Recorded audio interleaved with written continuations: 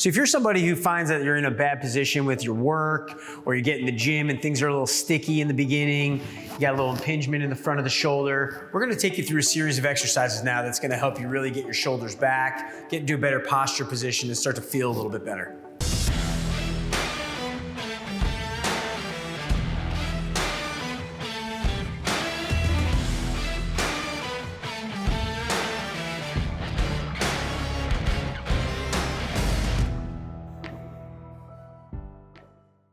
Okay, so we're gonna start off by having Devin grab the band. She's got a palm up position here. And what she's gonna do is she's gonna grab and she's gonna kind of lead out to the side, making sure that she brings her shoulder blades to meet.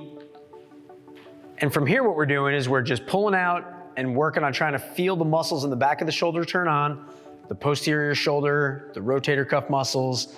It's a very important area to be strong, help support posture, help support an upright spinal position.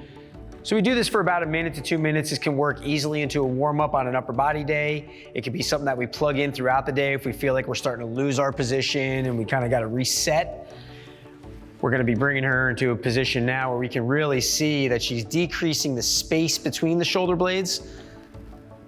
So we almost have that image like she's trying to squeeze her shoulder blades together at the end range. Notice she's keeping a good upright head position here. That's important. We don't want to be pulling and dropping the chin forward. And we're trying to make sure that there's not an excessive arch in the lower back. We don't want to be arched too bad while we're trying to maintain that spinal position. So another great action that we can get from this exercise is not just turning on the muscles in the rotator cuff and a lot of the muscles that are responsible for posture, but we also got to get the shoulder blades into a very mobile position. We notice a lot of people tend to get very sticky in this area and the shoulder blades will spread apart and get very frozen in place. So when we're doing that pull apart, we're trying to get that space out of there so we can start to move the arms into opposing directions and begin to start to see the shift in the shoulder blades.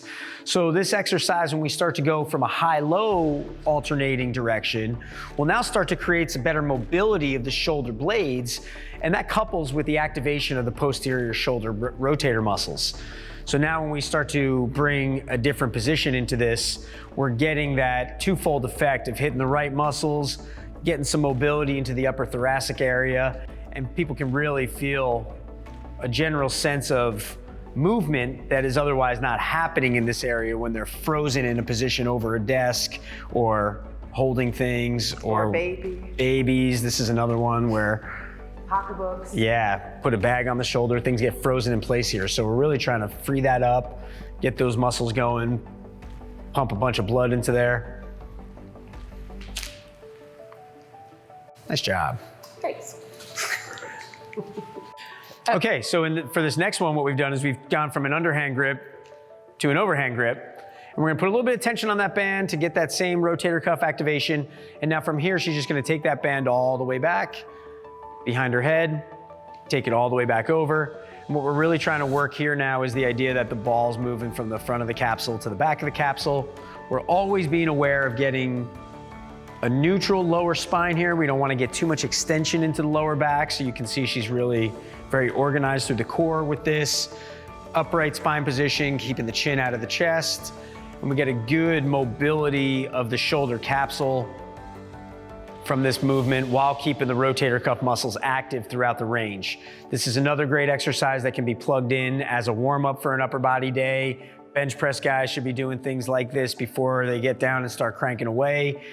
We like it for people who generally find themselves maybe fixed over a position on a computer for too long, all that sort of stuff. Just being able to get the arms moving better and get some of those posterior shoulder muscles active. Okay, so for just a quick recap here, we had an underhand pull apart where we were coming straight across the body here. We took it into opposite directions, moving high to low, get the shoulder blades moving a little bit. Then we switch to an overhand grip, pull that apart and work over and back for more mobility in the shoulders. So if you like what you saw about this video today, then be sure to leave us your information on our website so we can get you scheduled for a complimentary analysis session.